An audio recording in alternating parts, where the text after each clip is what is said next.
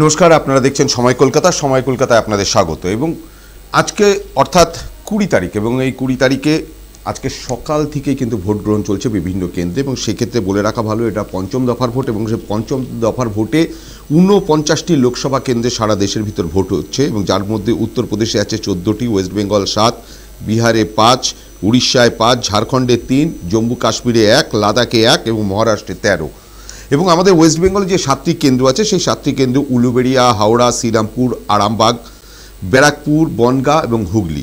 এবং সকাল থেকে বিক্ষিপ্তভাবে বিভিন্ন জায়গায় গণ্ডগোলের একটা চিত্র আমরা পেয়েছি, এবং গণ্ডগোল সকাল থেকেই চলছে ছোটোখাটোভাবে বিভিন্ন জায়গায় গণ্ডগোল। তার ভিতরে আছে ব্যারাকপুরের লোকসভার অন্তত আমডাঙ্গা বিধানসভার 198, 199 নম্বর বুথে বিজেপি এজেন্টকে ঢুকতে বাধা। দত্তপুকুর থানার পুলিশ ও পুলিশের উচ্চ আধিকারিকরা এসে সেই বুথ কর্মীকে বুথে প্রবেশ করতে সহায়তা করেন। এছাড়াও আছে আমডাঙ্গার পদ্মলাভ এপি স্কুল 107 নম্বর বুথে বুথ জ্যাম এবং বেআইনি জমায়েত সহ ঝামেলা হয়েছে, এবং সেখানে কেন্দ্রীয় বাহিনীর কুইক রেসপন্স টিম তারা ঘটনাস্থলে পৌঁছায়, এবং তারপরে কিন্তু অনেকটাই স্বাভাবিক হয়েছে। এবং ভোট গ্রহণ যদি আমরা দেখি, এবং সকাল থেকে ভোট দিয়েছে 144 নম্বর বুথে ভাটপাড়া সরস্বতী বালিকা বিদ্যালয়ে ভোট দিয়েছে অর্জুন সিং, বিশ্বজিৎ দাস অর্থাৎ বনগাঁর যিনি তৃণমূলের প্রার্থী তিনিও দিয়েছেন, কিরণবালা প্রাথমিক বিদ্যালয়ে ভোট দিয়েছেন, এবং শান্তনু ঠাকুর তিনিও ভোট দিয়েছেন। এবং যে গণ্ডগোলের যে খবর বলছিলাম সেই খবর নিয়েও আপনাদের সঙ্গে আমরা আলোচনা করব, এবং সেই সঙ্গে আরও বিভিন্ন বিষয় নিয়ে আলোচনা করব। তবে এই মুহূর্তে আমাদের সঙ্গে আলোচনায় উপস্থিত রয়েছেন কংগ্রেসের তরফ থেকে মানস রায় চৌধুরী এবং সেই সঙ্গে তৃণমূল কংগ্রেসের প্রদীপ সিং, এবং দুজনকেই আমাদের অনুষ্ঠানে স্বাগত। এবং বিজেপি এবং তারাও আসবেন, এবং সারা দিনভর আমাদের এই আলোচনা চলবে। এবং সেই আলোচনায় আপনারা যারা আছেন অর্থাৎ দর্শক বন্ধুগণ, তাদেরকেও আমরা অনুরোধ করব আমাদের সঙ্গে থাকার। এবং যে বিষয়টা নিয়ে আমি প্রথমেই যাব, আজকে একটা বিষয় দেখা গেল যে অর্জুন সিং তিনি ভাটপাড়ায় একটা জায়গায় তাকে কিন্তু গো ব্যাক স্লোগান শুনতে হয়েছে, এবং সেক্ষেত্রে আজকে মেজাজ হারিয়ে যে সদা হাস্যময় অর্জুন সিং তিনি মেজাজ হারিয়ে আজকে তৃণমূল কর্মীদের দিকে তেড়ে গেছেন।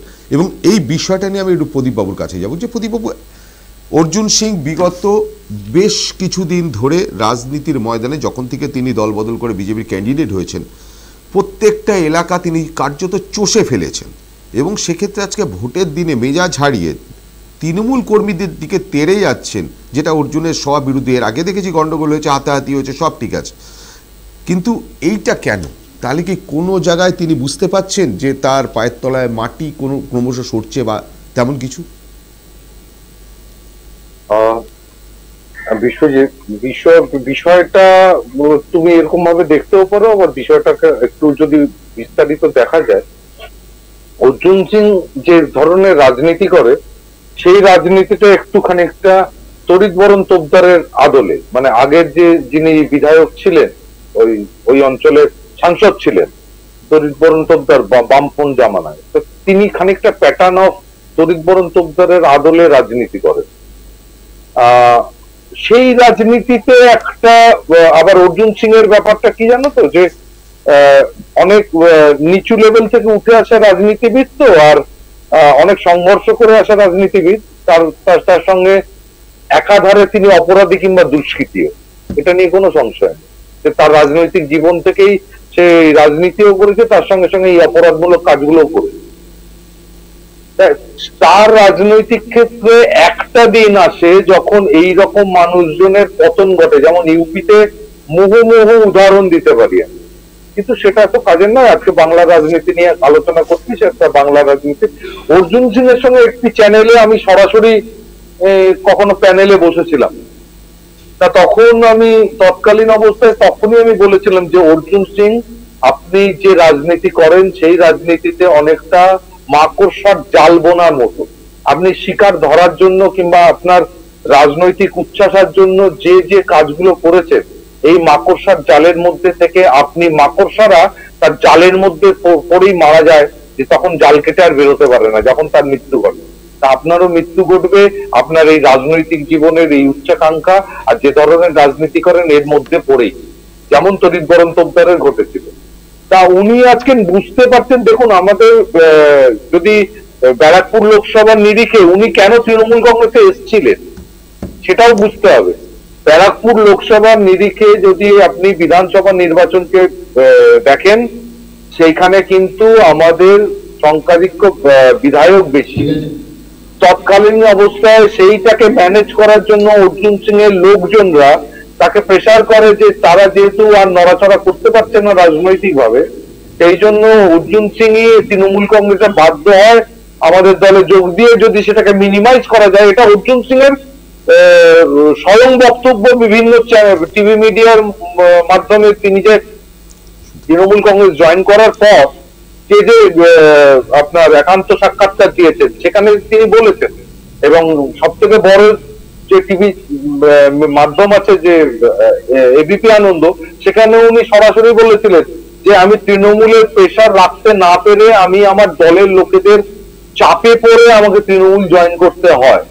তারপরেও সে আশা করছিল যে তৃণমূল কংগ্রেসের প্রার্থী হবে, এবং তৃণমূল কংগ্রেসে জয়েন করার পরেও তৃণমূল কংগ্রেস করার পরেও সে অদ্ভুতভাবে বিজেপির সঙ্গে যোগাযোগ রেখে চলছে। তা তৃণমূল কংগ্রেস তাকে প্রার্থী করেনি, তার জন্য তার ঘোষণা হয়েছে যথারীতি যে দলে যোগাযোগ ছিল তৃণমূলের কংগ্রেসে জয়েন করার পরেও সেই দলের প্রার্থী হয়েছেন তিনি। তিনি যে তার যে এবার পতন ঘটবে, তার রাজনৈতিক জীবনের মানে বিনাশ ঘটবে, এটাই 2024 তার প্রথম পদক্ষেপ, সেটা তো এমনিতেই সাধারণ মানুষরাই বুঝে গেছে। সেটা মনে হয় না আলাদা করে আমাকে বিস্তারিত কিছু বর্ণনা দিতে হবে।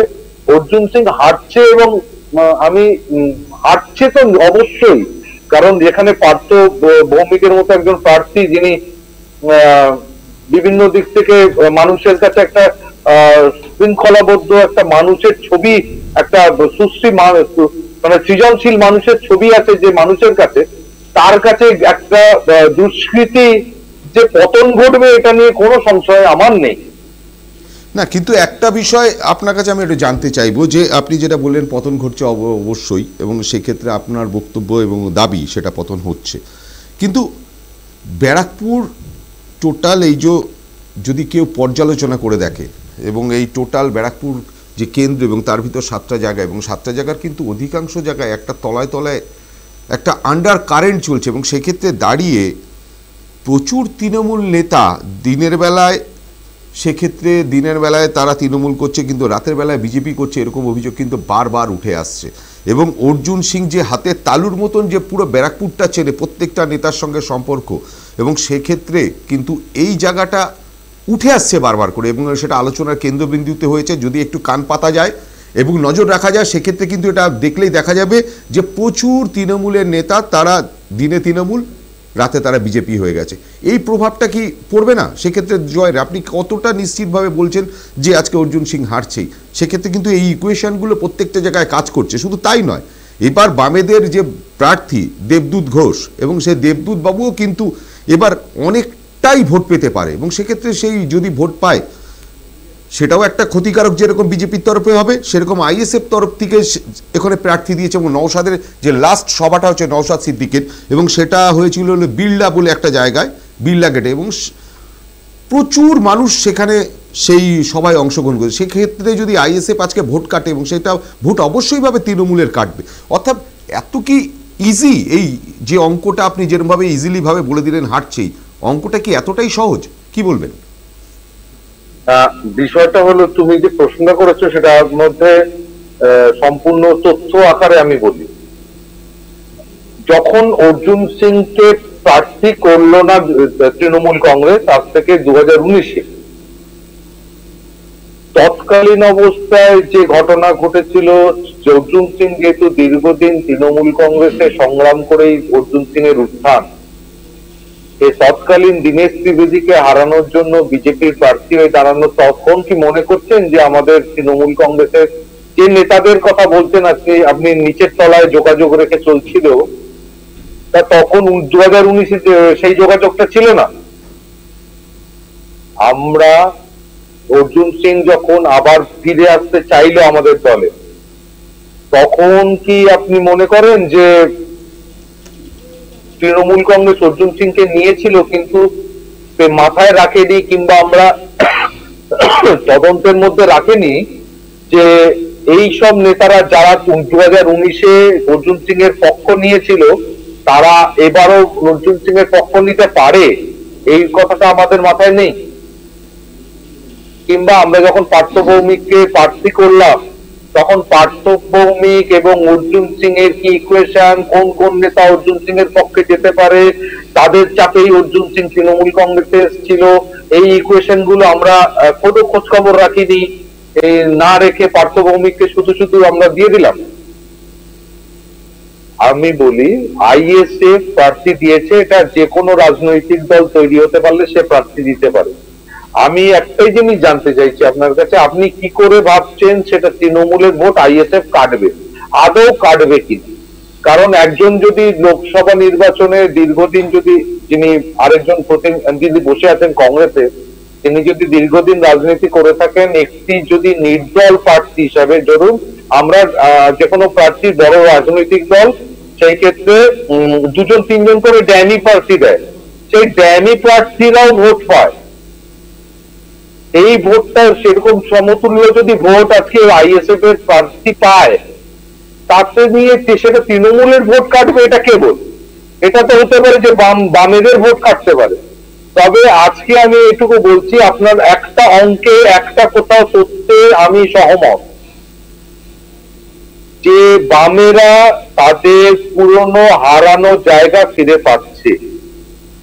কারণ বামেদের মূল ভোটটা যত শতাংশের ছিল, সেই শতাংশটা চাঙ্ক ধরে বিজেপির পক্ষে চলে গেছে। এই ভোটের যদি 10%, 12%, 15% ভোট বামেরা ফিরে পায়, তাহলে বিজেপির পতন অনিবার্য, এটা নিয়ে কোনো সংশয় রাখবে না। যারা তৃণমূল কংগ্রেসকে প্রতি শ্রদ্ধাশীল, যারা তৃণমূল কংগ্রেসের প্রতি মমতা বন্দ্যোপাধ্যায়ের প্রতি শ্রদ্ধাশীল, মমতা বন্দ্যোপাধ্যায়ের কাজ প্রকল্পের জন্য শ্রদ্ধাশীল, তারা তৃণমূল কংগ্রেসের পক্ষেই থাকবে, এটা নিয়ে আমার কোনো সংশয় নেই। না, এটা নিয়ে আপনার কাছে প্রশ্ন, আপনি বামেদের ভোটটাকে আপনি নিজে বলছেন যে বামেদের ভোটটা এবার বাড়ছে, তারা পুরনো জায়গা ফিরে পাচ্ছে, এটা নিয়ে আপনি কনফার্ম হতে পারছেন, এবং সেক্ষেত্রে দাঁড়িয়ে আপনি বলছেন সেখানে বিজেপির পতন অনিবার্য হবে যদি বামেদের 15 ভোট পেয়ে যায়। আপনি এটা কেন তাহলে মানতে চাইছেন না যে আইএসএফ এর তরফ থেকে যদি আইএসএফ এর ভোট কাটে এবং সেখানে তৃণমূলের ভোট কাটা যাবে? একদম, আপনি যে প্রশ্ন করেছেন, খুব আমি আপনার সঙ্গে দ্বিমত কোথাও নই। আইএসএফ একটি রাজনৈতিক দল, নতুন তৈরি হওয়া, সে তৃণমূল কংগ্রেসের ভোট কাটবে কেন? এইটার আমার সঙ্গে আপনার যুক্তি আছে, কারণ তার নিজস্ব কোনো, আজ পর্যন্ত তারা এই বিধানসভা ভোট শেষ করেছিল, কিন্তু তার নিরিখে তাদের কোনো ভোট ব্যাংক তৈরি হয়নি। যেখানে vote bank, concentrated vote bank তৈরি হয়েছে, সেটা হলো ভাঙড়। লোকসভা ভিত্তিক তারা কখনো লড়েইনি, তাদের নিজস্ব ভোট ব্যাংক বলে কোনো ভোট ব্যাংক নেই। আর তা আমার প্রশ্ন হলো যে তৃণমূল কংগ্রেসের ভোট তারা কাটবে, এটা মানুষ কি করে ধরে নিচ্ছে? কারণ তৃণমূল কংগ্রেসের যারা শ্রদ্ধাশীল, যারা জানে বিজেপিকে পথ হারাতে গেলে একমাত্র তৃণমূল কংগ্রেসকে ভোট দিতে হবে, তৃণমূল কংগ্রেসই শক্তিশালী, বিজেপিকে হারাতে পারে, এবং ইন্ডিয়া সরকার তৈরি করার পেছনে তৃণমূল কংগ্রেস সব থেকে বড় ভূমিকা পালন করবে। আমি আপনাকে এটাও বলতে চাই, 4 তারিখ আপনি মিলিয়ে নেবেন, তৃণমূল কংগ্রেস সর্বভারতীয় ক্ষেত্রে তৃতীয় সর্ববৃহৎ রাজনৈতিক দল হতে যাচ্ছে। তা সেইখানে গিয়ে আপনি কি মনে করেন যে সংখ্যালঘুরা কিছু বোঝেন না? বাংলার রাজনৈতিক সচেতন সংখ্যালঘুরা কিছু বোঝেন না? তারা হঠাৎ করে একটা রাজনৈতিক দল আইএসএফ কে ভোট দিয়ে দেবে? আমি কিন্তু আপনাকে বলি যে সংখ্যালঘু ভোটটাই আইএসএফ এ যায়, এটা আপনি স্বীকার করলেন যে সংখ্যালঘুরা তার একবারে সিদ্ধান্ত নেবে। তার মানে আপনি এটা মানছেন যে আইএসএফ এর দিকে সংখ্যালঘুদের একটা ভোটের টার্ন আছে, এবং সেই টার্নটা যদি থেকে থাকে, যদি টার্ন খায়, এবং সেক্ষেত্রে দাঁড়িয়ে রাজ্যের যদি নিরিখে বিভিন্ন কেন্দ্র পর্যালোচনা করা হয় যে আইএসএফ এর প্রবল আধিক্য কোন কোন জায়গায় হচ্ছে, যেখানে সংখ্যালঘু ভোটটা বেশি আছে সেই জায়গাতেই হচ্ছে, এবং সেই তত্ত্বটা আপনি কার্যত সেটা মেনে নিলেন যে আইএসএফের দিকে সেটা সংখ্যালঘু ভোট যায়, কারণ আপনি প্রশ্নটা তুলছেন যখন, তাহলে সম্ভাবনা রয়েছে বলেই প্রশ্নটা তুলছেন। অর্থাৎ সেই জায়গাটা যদি হয়, এবং তৃণমূল যে রাজ্যে ক্ষমতায় আছে, এবং সেক্ষেত্রে সংখ্যালঘু ভোটের একটা আধিক্য তাদের দিকে বরাবরই ছিল, এবং সেক্ষেত্রে যদি কাটা হয়, এবং আপনার যে দাবি, সেই দাবিটা যেটা আইএসএফ যা বা প্রশ্ন যেটা বললেন যে সংখ্যালঘু ভোট কি আইএসএফ এর দিকে যাবে, তার মানে যায় বা অথবা যাওয়ার সম্ভাবনা আছে, সেইটাই যদি আমি মেনে নিই, তাহলে তো তৃণমূলের এটা ক্ষতি হওয়ার সম্ভাবনা এটা কার্যত আপনি স্বীকার করে নিচ্ছেন। আমি একটু মানসবাবুর কাছে যাবো, যে মানসবাবু এই যে কথাটা উনি বললেন যে আইএসএফ এর দিকে সংখ্যালঘু ভোটটা পরেও এসছে, যে আইএসএফ এর ভোট পাওয়া মানে সেটা তৃণমূলেরই যে ভোট কাটবে, এর সম্ভাবনা কতটা? অ্যাকচুয়ালি আইএসএফ তো সংখ্যালঘুদের সংগঠন আমরা বলি, অ্যাকচুয়ালি সংগঠনের পুরো ফুল ফর্ম যেটা করলে সেটা দেখা যায় ইন্ডিয়ান সেকুলার ফ্রন্ট। না, সংখ্যালঘু ভোটের কেউ বলে না, সেটা কেউই বলে না, সংখ্যালঘু ভোটে একটা আধিক্য আছে। কিন্তু ঘটনাচক্রে দেখা যাচ্ছে আইএসএফ এর যে ভোট পার্সেন্টেজ, যে বিভিন্ন নির্বাচনে তারা লড়েছে, যেখানে সংখ্যালঘু সম্প্রদায় রয়েছে সেখানে তাদের অ্যাকসেপ্টেন্স বেশি।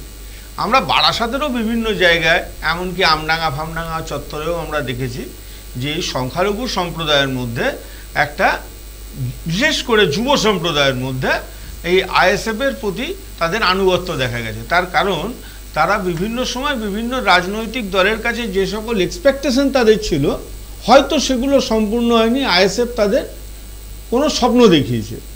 এখন সেটা দেখিয়েছে, পেছনে তারা যারা ছুটছে তাদের ভোট তো নিশ্চয়ই পাবে, কিন্তু সংখ্যালঘু সম্প্রদায়ের কতটা ভোট পাবে সেটা বলা মুশকিল। তবে সংখ্যালঘু সম্প্রদায়ের মূলত ভোটটাই আইএসএফ পাবে। না, আপনার কথা যেটা বললেন আপনি ঠিক আছেন, কিন্তু তার আগে আমি আরেকটু বলে দিই যে ঘটনাগুলো সকাল থেকে ঘটে গেছে তার একটা খণ্ডচিত্র আপনাদেরকে একটু দেখিয়ে নিই। যে ব্যারাকপুর লোকসভার অর্থাৎ আমডাঙ্গা যে বিজেপি এজেন্ট তিনি মারধর, ব্যারাকপুর লোকসভার অন্তর্গত আমডাঙ্গা বিধানসভার 198 ও 199 নম্বর বুথে বিজেপি এজেন্টকে ঢুকতে বাধা, এবং সেখানে বাধা দিয়েছে দত্তপুর থানা পুলিশের উচ্চ আধিকারিকরা এসে বুথকর্মীকে প্রবেশে সহযোগিতা করেছে। এবং পাশাপাশি সকাল সকাল যখন ভোট দিয়েছেন শান্তনু ঠাকুর, এবং তখন তিনি কি বলেছেন একবার শান্তনু ঠাকুরের বক্তব্যটাও আমি একবার শুনে নিতে চাইবো, এবং আমাদের পিসিআরকে বলবো একবার শান্তনু ঠাকুরের বক্তব্যটা একটু সাধারণদের শোনানোর জন্য।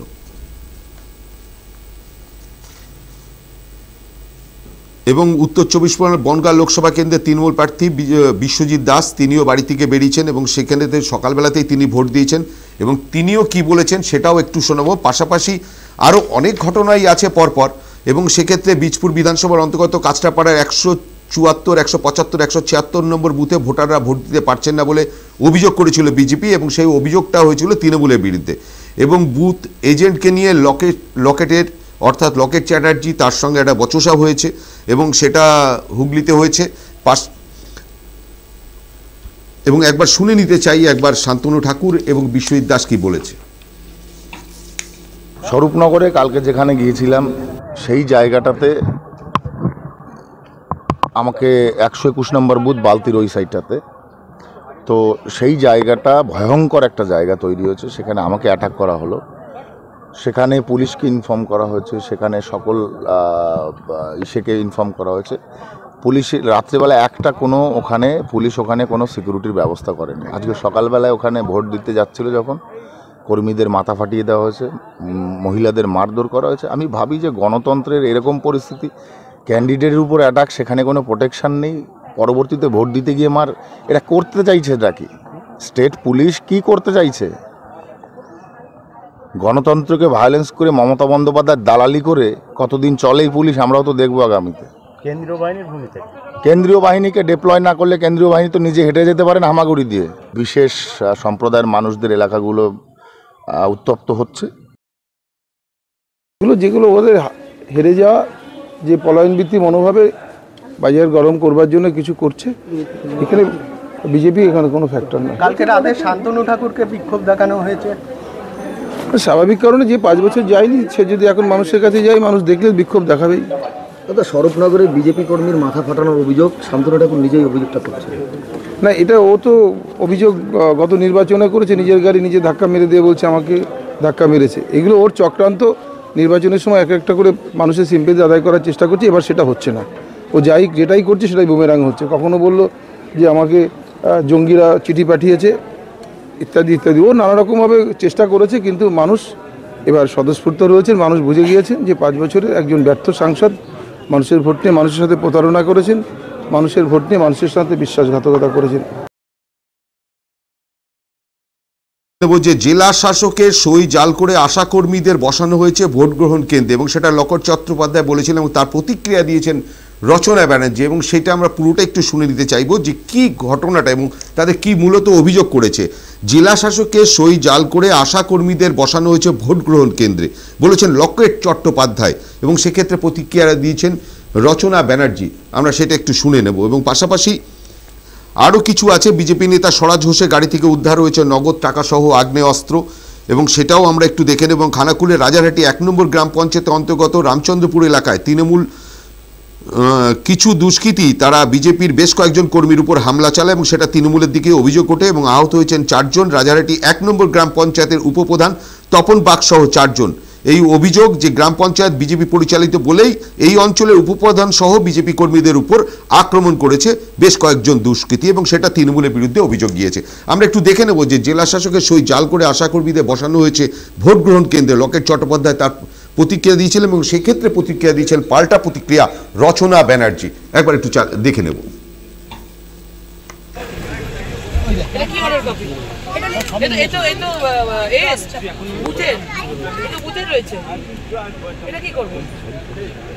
দিদি কাছে এসে দেখান, কাছে এসে দেখান, কপিটা দাও না, কাছে ওই স্যার কোথায়? স্যার স্যার কই? গভর্নমেন্ট ওয়েস্ট বেঙ্গলের অ্যাসিস্ট্যান্ট ডিজাইনিং অফিসার। উনি কি বসেছেন? 100 মিটারের মধ্যে কেউ বসতে পারে না। আর কোনো কোনো টপিক নেই, একটা কোনো টপিকে মানুষ কথা বলবে, আর কোনো টপিক নেই, তো সেজন্য আমাদের সব তৃণমূলের লোকেরা রয়েছে, তারা নিশ্চয়ই দেখছে কি হচ্ছে না হচ্ছে, তারা তো কেউ হাত গুটিয়ে বসে নেই। হ্যাঁ, প্রদীপদার কাছে যাবো। যে প্রদীপবাবু, যে এই সকালবেলায় শান্তনু ঠাকুর অভিযোগ করলেন, এবং সেক্ষেত্রে অভিযোগ করেছেন সরাসরি পুলিশের বিরুদ্ধে যে পুলিশ নিষ্ক্রিয়ভাবে থাকছে, এবং সেক্ষেত্রে সেই কারণেই কিন্তু গণতন্ত্র লুণ্ঠিত হচ্ছে, যেটা স্পেসিফিক অভিযোগ করেছে, এটা বিষয় নিয়ে কি বলবেন আপনি? শান্তনু ঠাকুর ভোট চাইতে গিয়ে যে কথাগুলো মানুষের সামনে বলেছে, একে সামনে রেখে যে তৃণমূল কংগ্রেস কর্মীদের আমি নাগরিকত্ব দেব না, তাদেরকে লেজ টেনে যা আমি আর সেগুলো রিপিট করতে চাইছি। তারপরে উনি গণতন্ত্রের কথা বলছেন, উনি যে এখনো হেঁটে চলে বেড়াচ্ছেন, এটাই অনেক বড় কথা, যে মানুষ ক্ষিপ্ত হয়ে এখনো ওনার মাংস ছিঁড়ে খায়। আমি খুব বিচ্ছিন্ন ভাবে বলতে বাধ্য হচ্ছি, কারণ তিনি যে উস্কানিমূলক, যে অঞ্চলকে উস্কানিমূলক মানে আগুনের মধ্যে ফেলে দেওয়া, সেটাকে ঘি ঢালার জন্য যা যা বক্তব্য রাখা যায় সে বক্তব্য তিনি রেখেছেন।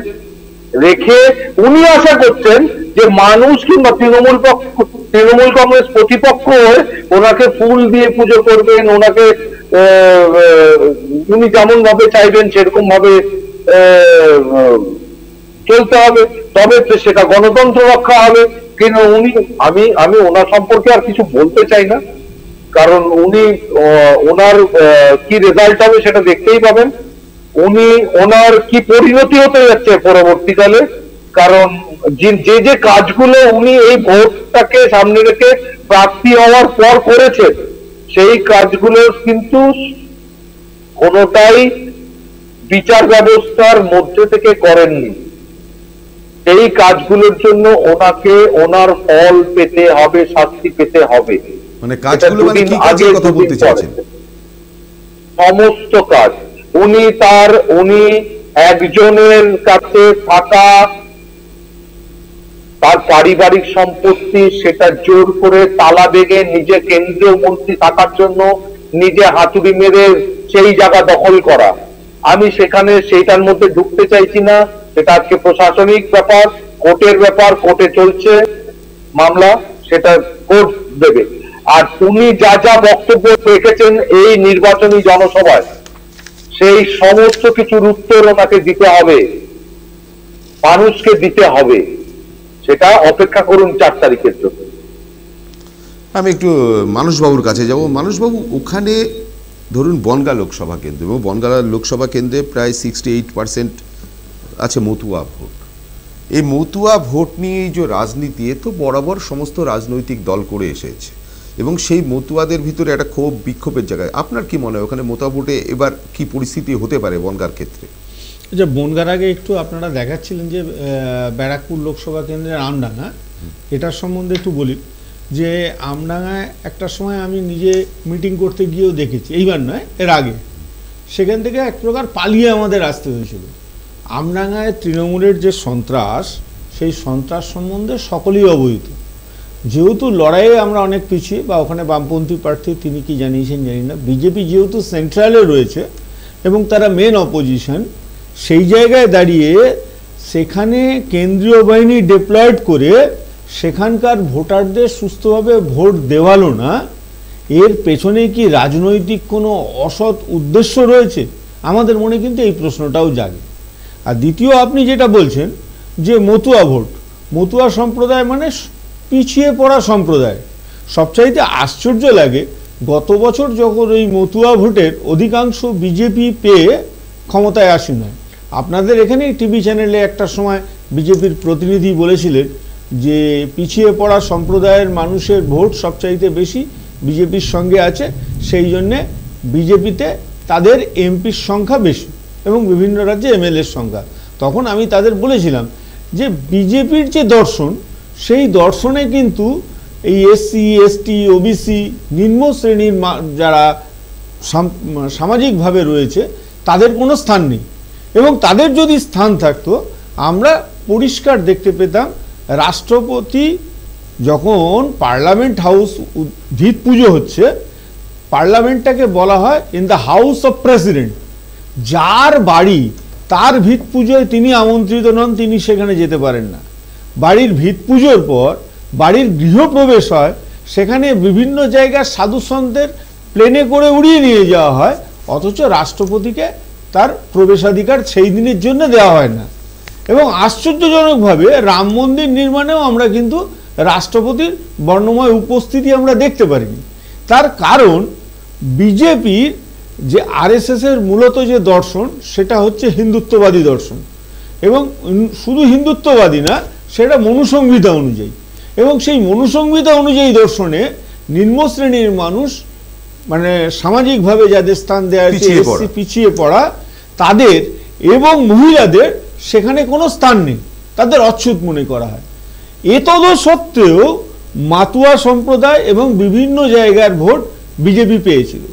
তারপরে আমরা দেখতে পেরেছি কি, যে ইউপিএ আমলে পাওয়া জঙ্গলের অধিকার আইন এখানে লঙ্ঘিত হয়েছে। যে জঙ্গলের অধিকার ট্রাইবালদের ছিল, সেই অধিকার কেড়ে বিভিন্ন জায়গায় সেখানে তারা শিল্পপতিদের সেই জমি অ্যালটমেন্ট করে দিয়েছেন, তাদের উচ্ছেদ করে। আশা করি এই সকল ঘটনার পর ওই যারা পিছিয়ে পড়া সম্প্রদায়, ডাউন ট্রড পিপলরা, যারা মনে করেছিলেন হিন্দু রাষ্ট্র হলে, হিন্দুত্ববাদ এলে তাদের উন্নয়ন হবে, সেই আশায় জল পড়ে গেছে। এবং সেই পরিপ্রেক্ষিতে আমার ধারণা বা আমাদের ধারণা যে এই মাতুয়া সম্প্রদায় বলুন, এসসি এসটি সম্প্রদায় বলুন, এদের ভোট আর বিজেপি খুব একটা পাবে না।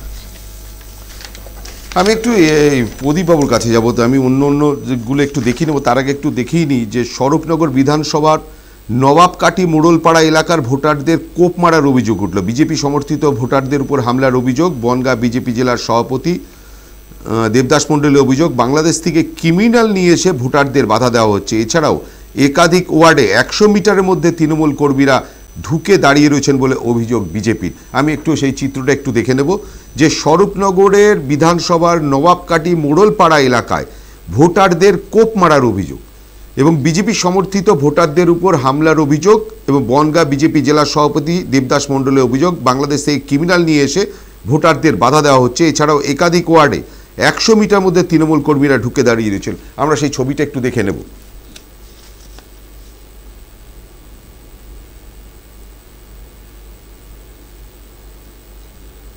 যে ছবি দেখতে পাচ্ছেন সেই ছবিতে হলো স্বরূপনগর বিধানসভার নবাবকাটি মোড়লপাড়া এলাকায় ভোটারদের কোপ মারার অভিযোগ উঠেছে এবং বিজেপি সমর্থিত ভোটারদের উপর হামলার অভিযোগ উঠেছে। বনগাঁ বিজেপি জেলার সভাপতি দেবদাস মণ্ডল অভিযোগ করেছেন বাংলাদেশ থেকে, সবচেয়ে বড় বিষয়, বাংলাদেশ থেকে ক্রিমিনাল নিয়ে এসে ভোটারদের বাধা দেওয়া হচ্ছে। এছাড়াও একাধিক ওয়ার্ডে 100 মিটারের মধ্যে তৃণমূল কর্মীরা ঢুকে দাঁড়িয়ে রয়েছেন বলে অভিযোগ। আপনারা সেই ছবি দেখছেন এবং সেই ছবি দেখছেন যে স্বরূপনগর বিধানসভার নবাবকাটি মোড়লপাড়া এলাকায় ভোটারদের কোপ মারার অভিযোগ। আমি একটু প্রদীপ বাবুর কাছে যাব এই ছবি এবং দেবদাস মণ্ডলের অভিযোগ প্রসঙ্গে। যে দেবদাস মণ্ডল যে অভিযোগটা করছে বাংলাদেশ থেকে ক্রিমিনাল নিয়ে এসে ভোটারদের বাধা দেওয়া হচ্ছে, এটা যদি দেবদাস মণ্ডলের অভিযোগ হয়ে থাকে সেটা কি মনে হয় না যে তাদের নিজেদের বিপক্ষেই এই অভিযোগটা? কারণ বাংলাদেশের যে সীমান্ত সেটা কেন্দ্রীয় বাহিনী সুরক্ষায় থাকার কথা, এবং সেই জায়গাটায় যদি আজকে বাংলাদেশ থেকে তাদেরকে নিয়ে আসা সম্ভব হয় তাহলে তো দেশের একটা নিরাপত্তার বড়সড় গাফিলতির অভিযোগ। কি বলবেন? দেখুন, গাফিলতি তো বরাবর নিরাপত্তায় ছিলই, নাহলে পাকিস্তান থেকে কি করে জঙ্গিরে প্রবেশ করিয়ে 300 কেজি RDX ঢুকিয়ে আমাদের এখানে পুলওয়ামার মতো একটা ঘটনা ঘটাতে পারে। সেই 300 কেজি RDX কি করে এলো সেটার পর্যন্ত এনকোয়ারি হলো না। তারা রাজনৈতিক সুবিধার জন্য সেটাকে ব্যবহার করেছে, এটা নিয়ে বলতে আমার কোনো অসুবিধা নেই। এরকম যে বাংলার বর্ডারে বাংলাদেশ থেকে দুষ্কৃতীদের প্রবেশ ঘটানো যায় এটা বিজেপির লোকেরা সব থেকে ভালো জানে। তার কারণ এর কাটমানি, লোহা গরু পাচারের কাটমানি যে পাচার হয় তার কাটমানি কেন্দ্রীয় বা স্বরাষ্ট্রমন্ত্রী অব্দি যায়। তা সেই যাওয়ার জন্য বিজেপির লোকেরা মনে করছে যে যেভাবে যে পদ্ধতিতে এদিক থেকে ওদিকে কয়লা কিংবা গরু পাচার হয় সেইভাবে হয়তো বাংলাদেশ থেকে এই দেশে দুষ্কৃতিও আসতে পারে। যথারীতি ওনার তখন খেয়াল নেই, উনি অভিযোগ তৃণমূলের দিকে অভিযোগ করার জন্য এটা বলে দিয়ে বসে আছেন। যাই হোক, আমি এটাকে রাজনৈতিক ভাবেই দেখছি। এটা কারোর নির্বুদ্ধিতার জন্য, কারোর রাজনৈতিক অজ্ঞতার জন্য তো আর তৃণমূল কংগ্রেস দায়ী নয়, সেটা তাকেই দিতে হবে। তবে যে কথা আপনি বলছেন যে মাথা ফাটিয়ে দেওয়া কিংবা যে চিত্র দেখালে যে আপনি হসপিটালে বোধহয় একজন মহিলা, দুজন পুরুষ মানুষকে, সেটা আদৌ যে ঘটনার সঙ্গে কতটা যুক্ত এটা নিয়ে আমি সংশয় প্রকাশ করি। আমি আরেকটু চিত্র দেখে নেব যে লিলুয়ার ভারতীয় স্কুল 176 নম্বর বুথে ভোট প্রক্রিয়া সম্পূর্ণ বন্ধ। প্রিসাইডিং অফিসারের বক্তব্য, তাকে চর থাপ্পড় মেরে ভোট প্রক্রিয়া বন্ধ রাখা হয়েছে। ঘটনার খবর পেয়ে বিজেপি প্রার্থী রথীন চক্রবর্তী আসলে তার সামনে প্রিসাইডিং অফিসার সম্পূর্ণ ঘটনা জানান এবং রথীন চক্রবর্তীর তত্ত্বাবধানে আবার ভোট প্রক্রিয়া শুরুর দিকে এগিয়ে যায় এবং সেই প্রিসাইডিং অফিসারকে বদলি করা হয়েছে। আমরা সেই চিত্রটা একটু দেখে নেব এবং কি সেই কথা হয়েছে সেটাও একটু শুনে নিতে চাই। লিলুয়ার ভারতীয় স্কুল 176 নম্বর বুথে ভোট প্রক্রিয়া সম্পূর্ণ বন্ধ ছিল এবং সেখানে প্রিসাইডিং অফিসারের বক্তব্য ছিল তাকে চর থাপ্পড় মেরে ভোট প্রক্রিয়া বন্ধ রাখা হয়েছে এবং ঘটনার খবর পেয়ে বিজেপি প্রার্থী রথীন চক্রবর্তী সেখানে যান এবং প্রিসাইডিং অফিসারের সঙ্গে সম্পূর্ণ ঘটনা জানান এবং রথীন চক্রবর্তীর তত্ত্বাবধানে আবার ভোট প্রক্রিয়া শুরু হয় এবং সেখানে আপডেট হয়েছে যে প্রিসাইডিং অফিসার তাকে কিন্তু বদলি করে দেওয়া হয়েছে। এবং এই যে চিত্র দেখছি, পাশাপাশি আর একটা চিত্র দেখবো হাওড়ার কাসুন্দিয়া মহাকালী বালিকা বিদ্যালয়ের 161 নম্বর বুথে বাম প্রার্থীর এজেন্টকে বসতে না দেওয়ার অভিযোগ ওঠে। খবর পেয়ে ওই বুথে আসেন বাম প্রার্থী সব্যসাচী চট্টোপাধ্যায়, তার সঙ্গে তৃণমূল এজেন্টদের বচসা বাঁধে ভূতের মধ্যেই বর্তমানে এজেন্টকে ভিতরে বসানো হয়েছে। আমরা একটু প্রথমে চিত্রটা আরেকবার একটু দেখে নেব এবং যেটা লিলুয়ার ভারতীয় এবং সেখানে কি বক্তব্য এবং রথীন চক্রবর্তী কি বলেছেন সেটাও একটু শুনে নেব।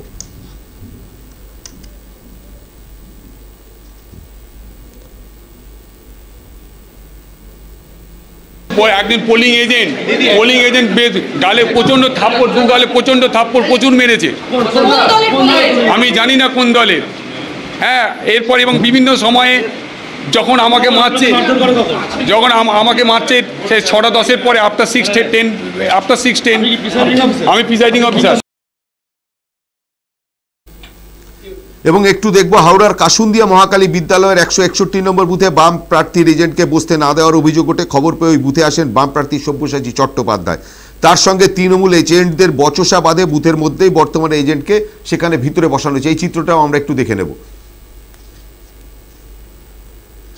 হাওড়ার কাসুন্দিয়া মহাকালী বিদ্যালয়ে 161 নম্বর বুথে বাম প্রার্থীর এজেন্টকে বসতে না দেওয়ার অভিযোগ এবং খবর পেয়ে এই বুথে আসেন বাম প্রার্থী সব্যসাচী চট্টোপাধ্যায়, তার সঙ্গে তৃণমূলের এজেন্টদের বচসা বাঁধে এবং বুথের মধ্যে বর্তমান এজেন্টকে ভিতরে বসানো হচ্ছে। আপনারা সেই চিত্রও দেখে নিচ্ছেন যে সব্যসাচী চট্টোপাধ্যায় তার এজেন্টকে নিজে বুথের ভিতর ঢুকে সেই এজেন্টকে তিনি বসিয়ে দিচ্ছেন, এবং অর্থাৎ সেই এজেন্টকেও সেখানে বসতে না দেওয়ার অভিযোগ উঠেছিল। এবং এর আগে আমরা যেটা দেখেছিলাম যে লিলুয়ার ভারতীয় স্কুলের, এবং সেখানে প্রিসাইডিং অফিসার নিজে বক্তব্য রাখছেন যে তাকে চর থাপ্পড় মারা হয়েছে, এবং চর থাপ্পড় মারার পরে সেখানে বিজেপি প্রার্থী রতিন চক্রবর্তী এসে প্রিসাইডিং অফিসার সম্পূর্ণ ঘটনা জানিয়েছেন, এবং তারপরে ওই প্রিসাইডিং অফিসার বদলি করা হয়েছে। অর্থাৎ এইটা নিয়ে আমি একটু প্রদীপবাবুর কাছে যাবো। প্রদীপবাবু, এই বিভিন্ন জায়গায় সকাল থেকে যে চিত্রটা আমরা মাঝে মাঝেই দেখতে পাচ্ছি, এবং সেক্ষেত্রে দাঁড়িয়ে যে প্রত্যেকটা জায়গায় একটা অভিযোগের তীর আসছে কিন্তু সেখানে তৃণমূলের বিরুদ্ধে, এবং যেখানে এজেন্ট মার, যেখানে মাথা ফাটিয়ে দেওয়া হচ্ছে, এবং যেখানে দেখা যাচ্ছে যে তৃণমূল এই বামেদের এজেন্টকে বসতে দেওয়া হচ্ছে না, সেখানেও বচসা হচ্ছে, এবং সেখানে তৃণমূলের সঙ্গে ক্যান্ডিডেট বসে। কেন এটা হবে?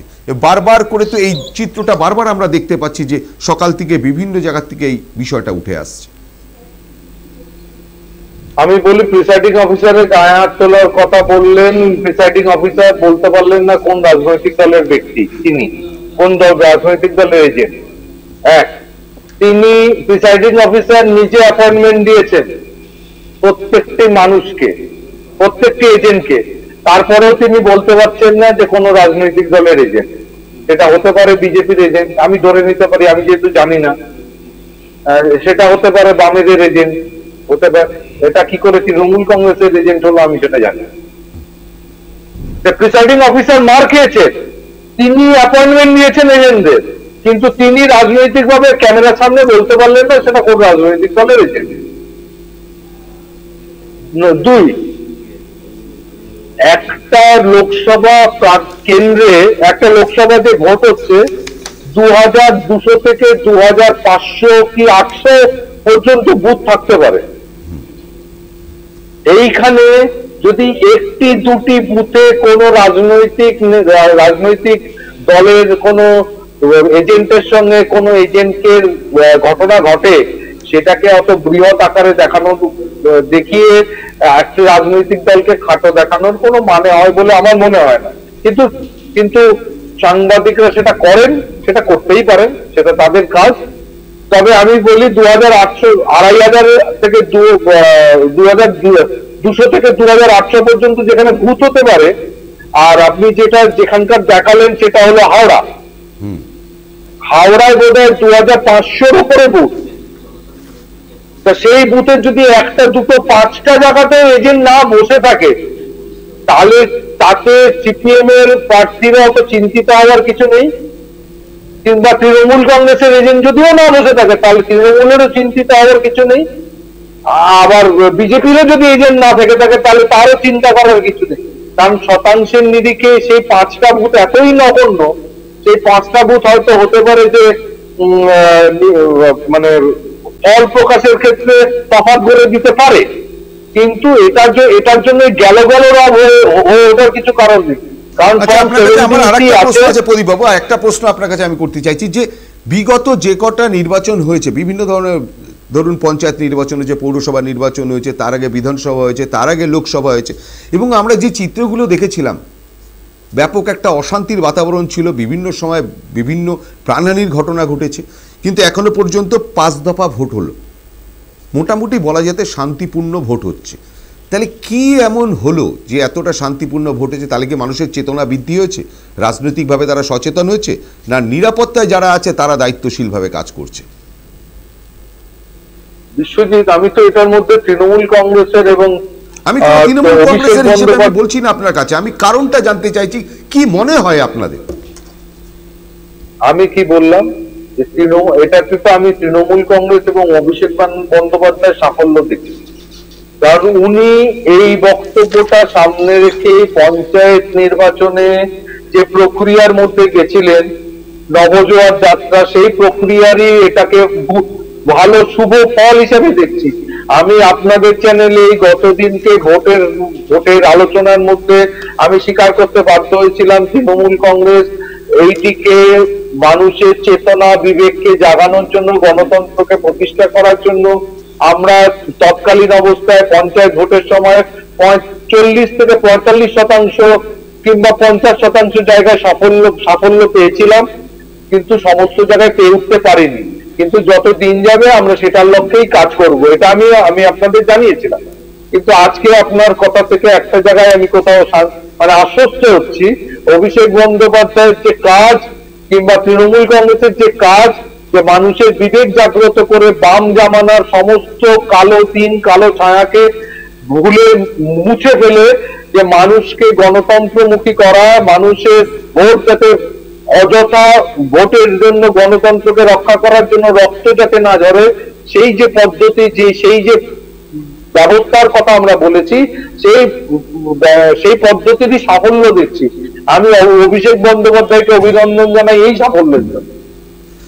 আমি একটু দেখিয়ে দেবো যে হুগলির জঙ্গিপাড়ার বুথে কাজ করতে আসা এক আইটিবিপি অর্থাৎ ইন্ডিয়ান টিবেটিয়ান বর্ডার পুলিশের এক কনস্টেবলের বিরুদ্ধে ঘরে ঢুকে ঘুমন্ত মহিলাকে তুলে নিয়ে যাওয়ার চেষ্টা ও তার পরিবার এবং প্রতিবেশীদের মারধরের অভিযোগ ওই জওয়ানের বিরুদ্ধে, এবং জওয়ানকে গাছে বেঁধে রেখে পুলিশের হাতে তুলে দেওয়া হয় এবং জাঙ্গিপাড়া থানার পুলিশ উদ্ধার করে নিয়ে আসে। থানায় অভিযোগ দায়ের করা হয়েছে বলে জানা যাচ্ছে পরিবার সূত্রে, এবং জওয়ানকে আটক করে পুলিশ। কল্যাণ বন্দ্যোপাধ্যায় জানিয়েছেন যে বাহিনীর হাতে আবার শ্লীলতাহানি, যে রক্ষক সেই ভক্ষক। আমরা একটু ছবিটা একটু ভালো করে দেখে নেব এবং কল্যাণ বন্দ্যোপাধ্যায় কি বলেছেন সেটাও একটু শুনে নেব।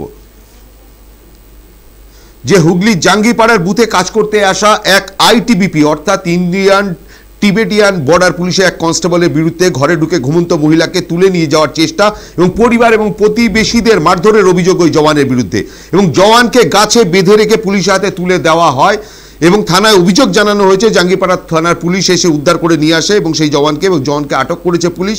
কল্যাণ বন্দ্যোপাধ্যায় জানিয়েছেন বাহিনীর হাতে আবার শ্লীলতাহানি এবং যে রক্ষক সেই ভক্ষক।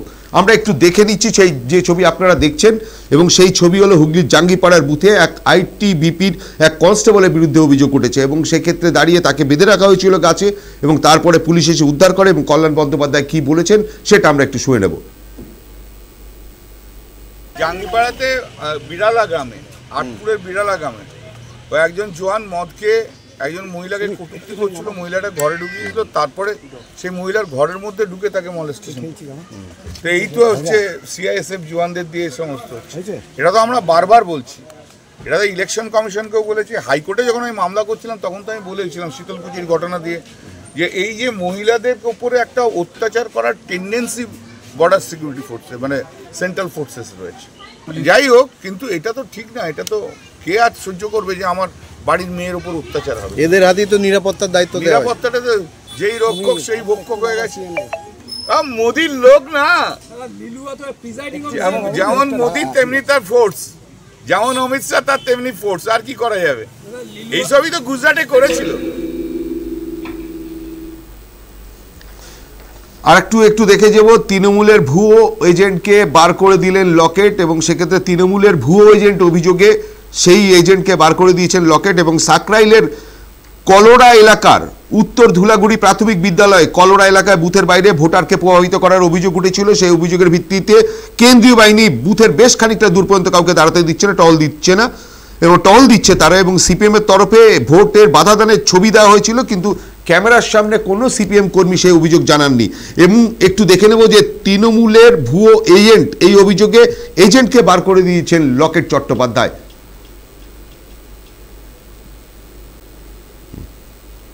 তৃণমূলের ভুয়ো এজেন্টকে বের করে দিয়েছেন লকেট চট্টোপাধ্যায়, এবং সেক্ষেত্রে অভিযোগ উঠেছে যে ওই এজেন্ট সেটা তৃণমূলের ভুয়ো এজেন্ট, এবং এই অভিযোগ তুলেই তিনি সেই এজেন্টকে বার করে দিয়েছেন ওখান থেকে। এবং সেইটা আমরা দেখে নিচ্ছি, সেই ছবিটা আমরা দেখতে পাচ্ছি, এবং সেই সঙ্গে আমরা কি বলেছেন এবং সেটাও আমরা একটু শুনে নেব। আমি এসেছি, আমি পোলিং এজেন্ট বা ডেলিভার হয়েছি, সেই ফর্মটা তো দেখাবে। সকাল থেকে কোনো না ফর্ম আছে না কার্ড আছে, বড় বড় বাতেলা দিচ্ছেন। পুরোপুরিভাবে এই চোরগুলো এটা এজেন্ট না, এটা চোর। প্লিজ, চোর এজেন্ট এসছে, প্লিজ। চোর, তৃণমূলের চোর এজেন্ট এরা, এটা ভোটের না, চোর এসছে। চোরগুলো